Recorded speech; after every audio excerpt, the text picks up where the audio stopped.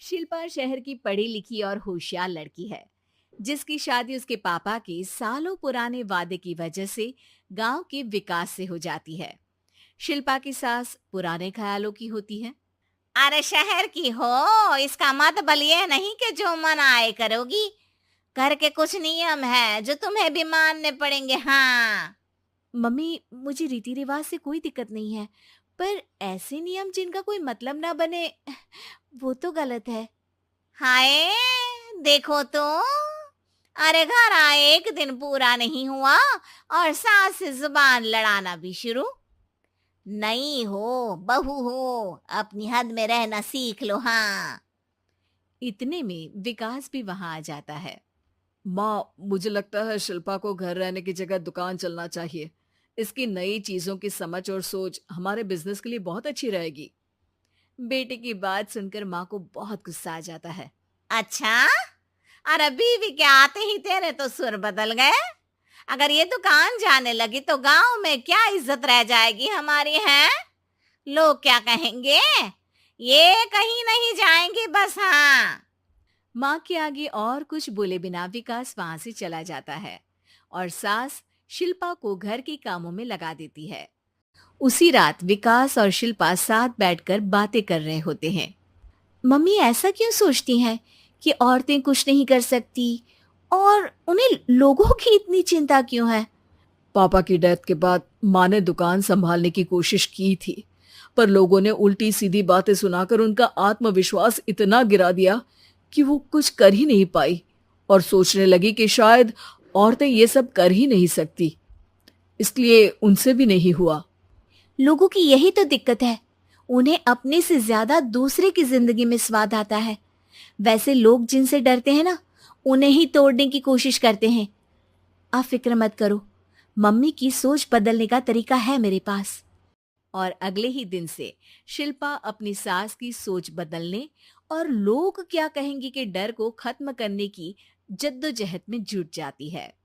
Mummy, आपको पता है, गीता बबीता, अरे जिनके ऊपर दंगल फिल्म भी बनी है, मैं फिल्म बिल में नहीं देखती। हाँ।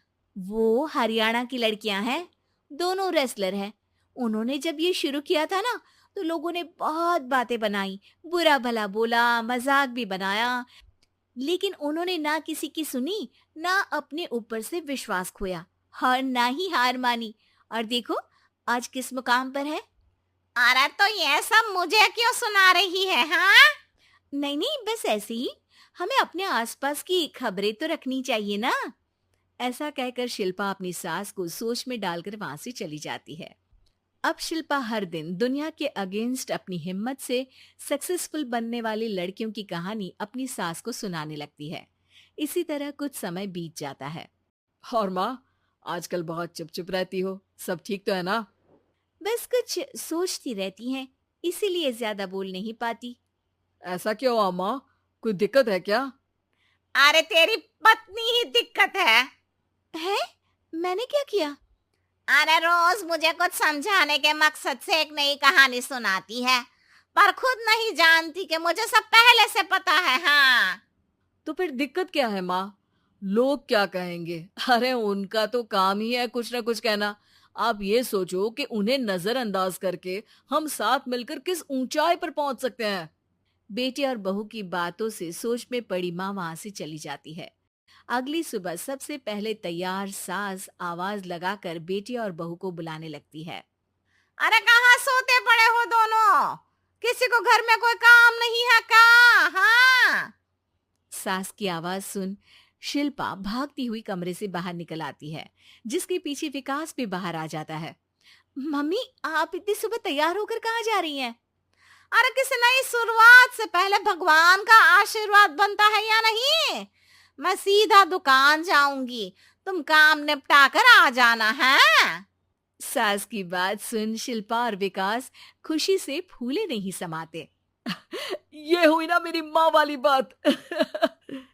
पूरा परिवार मिलकर दुकान पर काम करने लगता है, जिसमें विकास और उसकी माँ दुकान संभालते हैं, तो शिल्पा काम को ऑनलाइन डाल शहर और इंटरनेट का काम संभालने लगती है, जिसे देख गांव में लोगों के बीच गॉसिप शुरू होते देर नहीं लगती। और क्या विकास भाई, अकेले काम संभल नहीं रहा था तो नौकर रख लेते। औरतों को यहाँ लाने की क्या जरूरत थी?